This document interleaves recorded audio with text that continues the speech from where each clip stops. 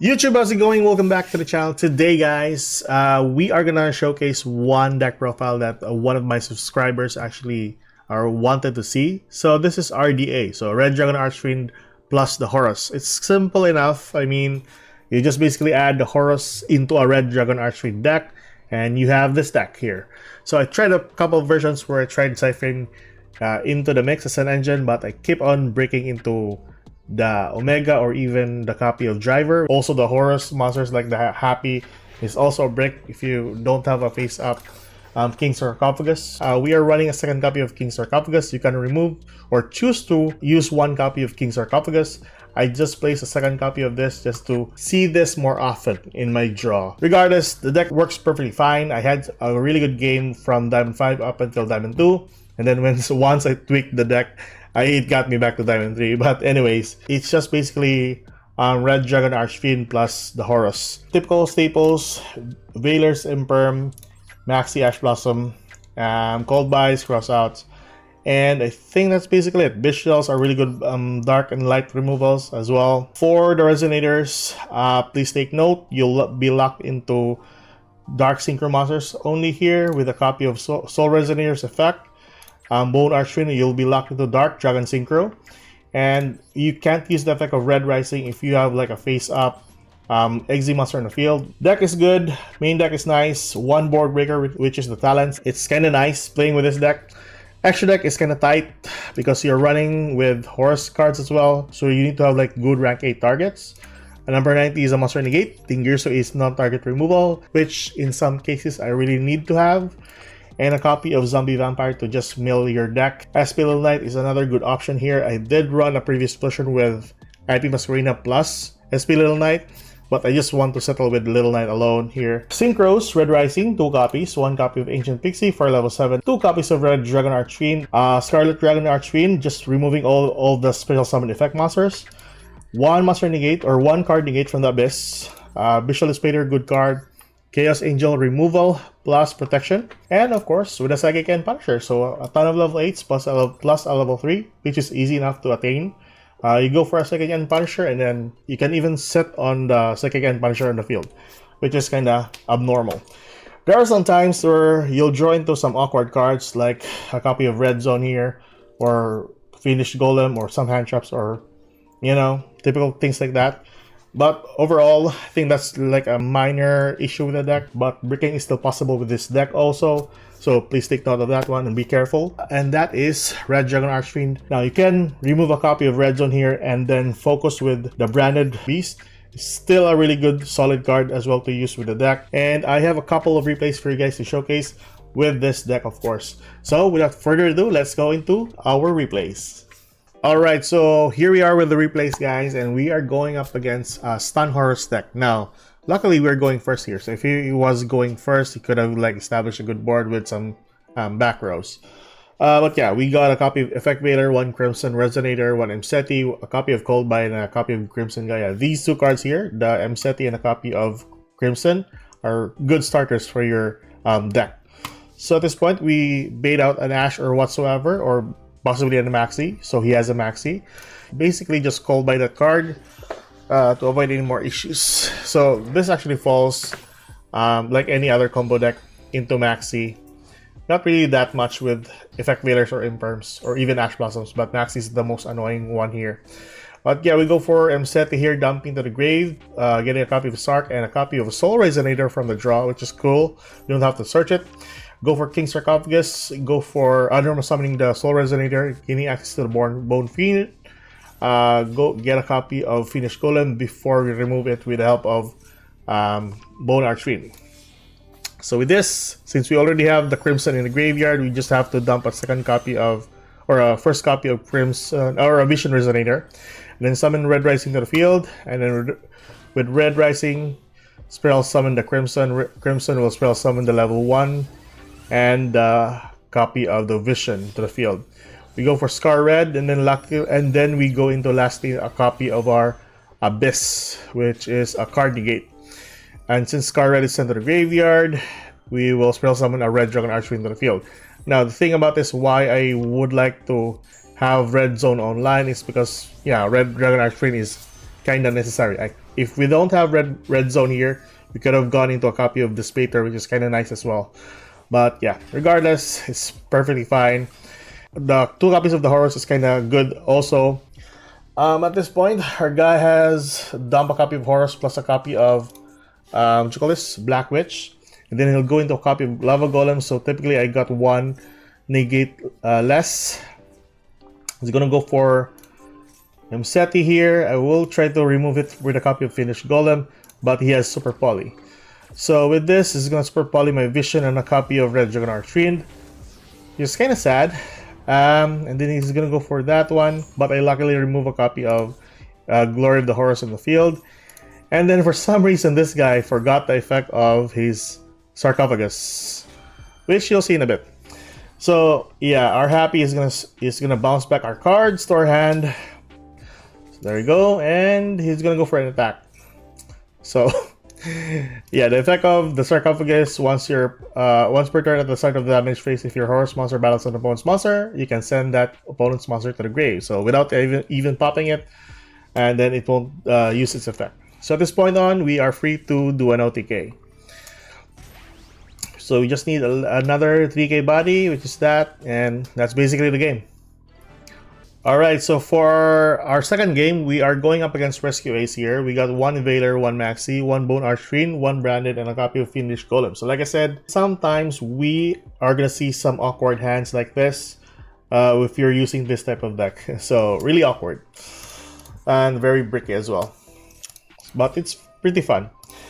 So we go for Branded, Regain, go for a copy of Bone Archfiend, dumping a copy of Vision, getting a copy of Gaia. Gaia will search out a copy of our very own Soul Resonator.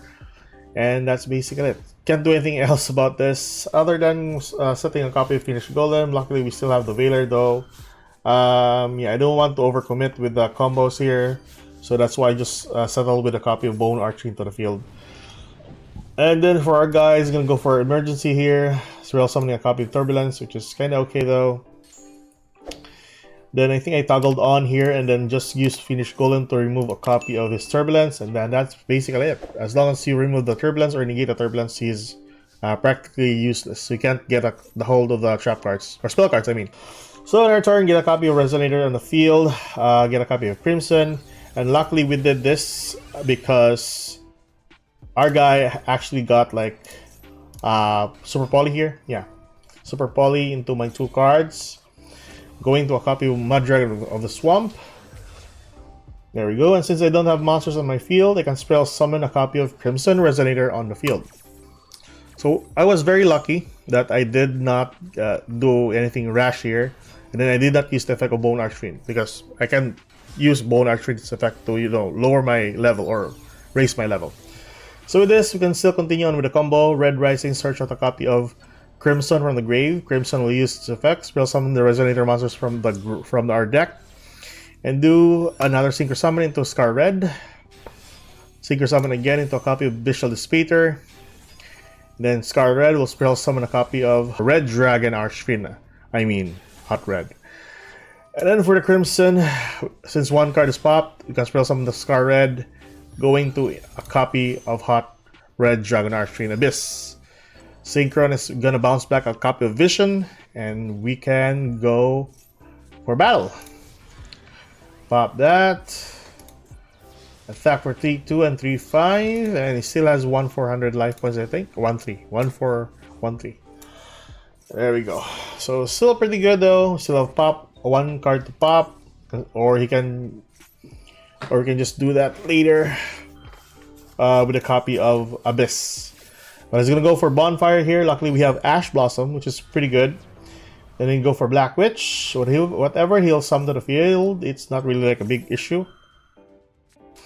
So at this point we go for Red Zone, popping the copy of Turbulence, because you know, since he summoned the Black Witch, might as well gonna pop that one.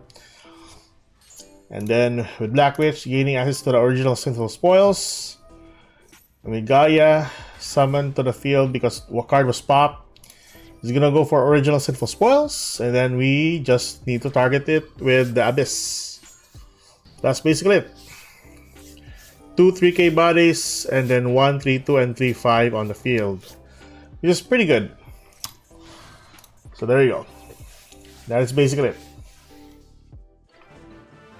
Alright, next game guys, we're still up against Rescue Ace here, a ton of Rescue Ace decks at the moment. So we have one Bone Archfiend, one copy of Druid Worm, one Branded Regain, one Gaia, and a copy of Imperm here. So it's pretty good for a starter, but sadly we don't have like any Coldbuy or Ash Blossom here. But nevertheless, we go for a copy of Gaia here, search out a copy of Soul Resonator, and then search out a copy of Vision. Vision will be dumped to the graveyard for the Bone Archfiend effect, gaining access to the red zone from the Vision, and we go into a copy of Red Rising after we dump a copy of Crimson to the grave. Crimson will be spell summoned by the help of Red Rising. Crimson will spell summon level 3 and level 2 tuners on the field, and go for Scar Red, and then Scar Red will be used later on for another Synchro Summon. I forgot why I summoned the Druid Worm here, but nevertheless it's just perfectly fine. But anywho, there we go. Red Dragon Archfiend to the field. Use the effect of Bestial Spater and go for a copy of Ancient Pixie Dragon. Regardless, it's perfectly fine. But we got one red zone and a copy of Imperm for additional interruption, which is cool. Our guy's gonna go for a copy of Black Witch here. He's gonna use the effect. We'll Imperm that one. I know that was like so like premature or like very eager. I just want to negate that effect. Our guy's gonna go for emergency here, spell summoning the Hydrant to the field, and then using the effect of rescue to revive it back from the grave. Now at this point, I would have just popped a copy of Black Witch here, but yeah, just not gonna activate it. And then our guy's gonna get a copy of Turbulence from the Hydrant, going for a link summoning to Link Kribo, and then since you have three Rescue Ace monsters in the grave. Oh, by the way, so this one actually I did not foresee this, so he summoned a copy of SP Little Knight. Typically, I should have like read this deck already that this type of deck runs 1 or 2 copies of SP Little Knight. So this was a really big issue on my part because I used up all my pops just because of the Little Knight. So as you might see here, once summoned, Little Knight will target 1 card on the field.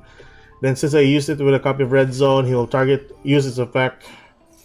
And then I'll use up a copy of Dissipator just to save my Dissipator. So typically, at least the 2 cards are saved, but he managed to summon the Turbulence to the field, which was pretty bad. But I was very lucky with my draw.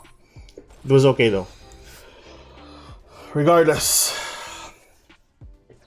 so with the regain, we spin back a copy of that one, Scar Red, and then gain access to Effect Wailer, which is typically what we need. So there you go. He's gonna go for effect for Turbulence, and then we will just Effect Wailer the card. And I think that's basically the end of his turn by setting 1 card, and that's basically it. Yeah. And I think this is the card that pops 1 card in the field. Yeah. Luckily, we have a Soul Resonator in the graveyard to save our monsters. So with this, we just get a copy of some monsters. And yeah, that's basically the game there. Alright, so for our last game, we have here a copy of Bestial Rebellion, Happy, 1 copy of Regain, 1 Crimson Gaia, and a copy of Imperm here. So our guy's going first, and we are up against Tearlaments. So he's going to start off with Sarcophagus, dumping 1 card, dumping the Happy and a copy of Imseti, which is practically what he'll need to go into a copy of number 90. So the monster negate doesn't really affect us that much because we have an Imperm, and then that's basically how we stop him. And he's just gonna set 1 card here, which is the Sulek. So practically, could have done this better, but couldn't like combo it off because of the maxi that he dropped here. So I was forced to I was going to do a combo here, but just because my Soul Resonator was negated, I just want to settle with just the Resonator on the field and then just settle with that. I don't want to extend and let him draw more cards. Soul Resonator on the field. At least the card was removed here. So during his turn, he's going to go for a copy of King's Sarcophagus. Now, I will dump a copy of Maxi later, but we need to target, or we need to use the effect of Jerusalem first for his number 90 to activate. So it cost me like to detach him one card from the number 90, but at least I needed to draw the card. So yeah, I think that's worth it, I guess. And with that, we can summon 2 monsters from the field to protect us, and we have, like, I think basically a good hand right here. So our guy's gonna go for a zombie vampire, and like I said earlier, we got lucky again with a copy of Ash Blossom, which is pretty good. So with this, he's gonna go for a dump. We'll go for an Ash Blossom to stop that search, or spell summon, I mean. And that's basically it. So all I need to do is just remove that one monster negate from the copy of number 90, which, of course, what better way to remove it by the help of Jerusalem. So with that, main phase 2, go for a copy of Bishop Rebellion here, gaining a copy to Magnamut. Distributing the Jerusalem, use the effect, target number 90, and that's how it is. So I was supposed to summon Psychic and Punisher here and use its effect just for heavy beatdown, but I think he just scooped at this point on. So there you go. Bishop Spader. Crimson Gaia will search out a copy of Soul Resonator. Will summon his very own Mseti from his banished pile. Normal summon the Soul and go for a copy of Psychic End. That's it, basically. Use the effect of Psychic End, and yeah, he just scooped. So that is all our replays for today, guys. What are your thoughts on the Resonator and Horus deck? It's still basically a Red Dragon Archfiend, but with the Horus as an engine. So what are your thoughts? Tell me in the comment section below, and like I said, deck list is in the comment section. So I'll see you guys in the next video. Keep safe, good luck, and goodbye.